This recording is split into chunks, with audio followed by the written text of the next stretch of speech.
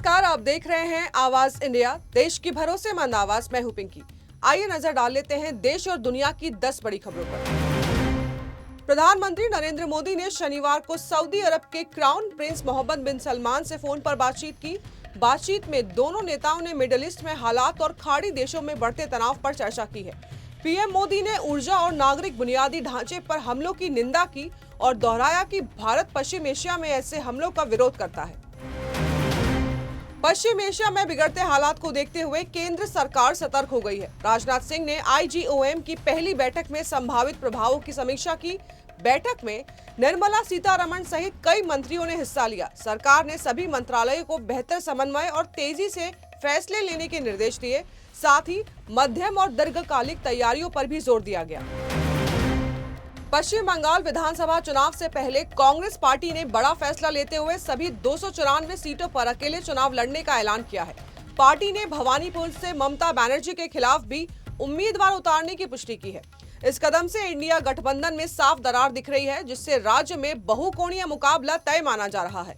पहले ही भारतीय जनता पार्टी ने सुवेंदु अधिकारी को और वाम दलों ने श्रीजीव विश्वास को मैदान में उतार दिया है। विश्लेषकों के अनुसार कांग्रेस के इस फैसले से विपक्षी वोटों का बंटवारा हो सकता है, जिससे चुनावी समीकरण और जटिल हो जाएंगे। कानपुर में समाजवादी पार्टी की ओर से ईद मिलन समारोह का आयोजन किया गया, जिसमें राष्ट्रीय महासचिव शिवपाल यादव भी शामिल हुए। इस दौरान उन्होंने प्रधानमंत्री नरेंद्र मोदी के बयान पर जवाब देते हुए कहा कि भाजपा ने सिर्फ जनता को लूटा है और लोगों को नोटबंदी और सिलेंडर जैसी लाइन में खड़ा कर परेशान किया है। शिवपाल यादव ने भाजपा पर पूरे देश को लूटने और झूठे वादे करने का आरोप लगाया। मुंबई में रेमंड के पूर्व चेयरमैन और पद्म भूषण विजय पद सिंघानिया का शनिवार शाम को निधन हो गया। वो 87 वर्ष के थे। उनके बेटे और वर्तमान अध्यक्ष गौतम सिंघानिया ने सोशल मीडिया पर इस खबर की पुष्टि की है। रेमंड समूह के प्रवक्ता ने बताया कि उनका अंतिम संस्कार आज मुंबई में किया जाएगा। विजय पद सिंघानिया ने 1980 से 2000 तक रेमंड के अध्यक्ष और प्रबंध निदेशक के रूप में कंपनी का नेतृत्व किया और इसे भारत के अग्रणी कपड़ा ब्रांडों में से एक बनाया। वे एक कुशल पायलट भी थे और हॉट एयर बलून में 21,000 मीटर से अधिक की ऊंचाई तक पहुंचकर विश्व रिकॉर्ड बनाने वाले विश्व स्तरीय एथलीट भी थे। विमानन में योगदान के लिए उन्हें 1994 में भारतीय वायुसेना में मानद एयर कमोडोर का खिताब और उद्योग एवं साहसिक खेलों में योगदान के लिए पद्म भूषण जैसे पुरस्कार प्राप्त हुए।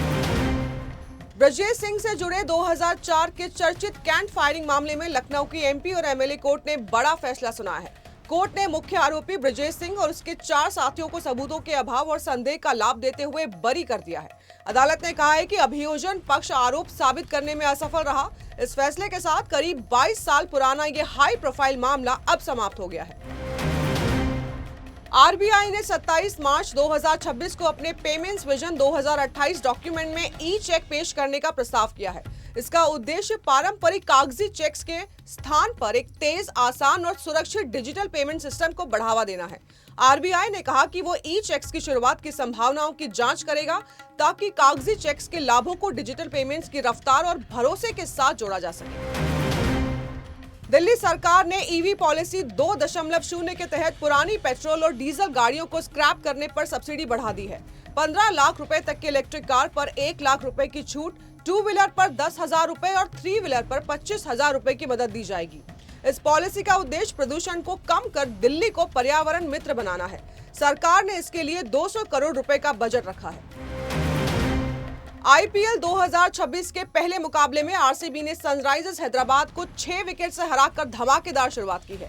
हैदराबाद ने पहले बल्लेबाजी करते हुए 20 ओवर में 201/9 रन बनाए। जवाब में आरसीबी ने सिर्फ 15.4 ओवर में 203/4 रन बनाकर लक्ष्य आसानी से हासिल कर लिया। जीत के हीरो विराट कोहली रहे, जिन्होंने 38 गेंदों पर नाबाद 69 रन की शानदार पारी खेली। रणवीर सिंह स्टारर हालिया रिलीज धुरंधर 2 बॉक्स ऑफिस पर लगातार नया रिकॉर्ड बना रही है। फिल्म ने 9 दिनों में भारत में 700 करोड़ का आंकड़ा पार कर लिया था। रिलीज के 10वें दिन फिल्म ने जबरदस्त कलेक्शन किया है और 15.71 करोड़ की कमाई दर्ज की है। तो देश और दुनिया की बड़ी खबरों में फिलहाल के लिए इतना ही। जुड़े रहिए आवाज इंडिया के साथ, जल्द होगी मुलाकात। तब तक के लिए नमस्कार।